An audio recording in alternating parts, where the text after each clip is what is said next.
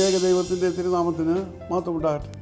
കർത്താവിൽ പ്രിയ സഹോദരങ്ങളെ, word to world ടെലിവിഷൻ്റെ ആഭിമുഖ്യത്തിൽ നടത്തപ്പെടുന്ന ബൈബിൾ ക്രൗൺ പ്രതിദിന പ്രശ്നോത്തരിയിലേക്ക് നിങ്ങളെല്ലാവരെയും കർത്തൃനാമത്തിൽ സ്വാഗതം ചെയ്യുന്നു.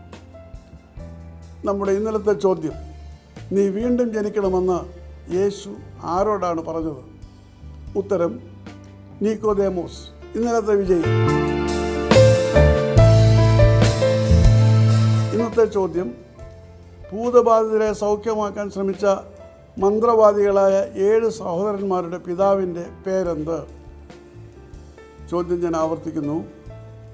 ഭൂതബാധിതരെ സൗഖ്യമാക്കാൻ ശ്രമിച്ച മന്ത്രവാദികളായ 7 സഹോദരന്മാരുടെ പിതാവിൻ്റെ പേരെന്ത്?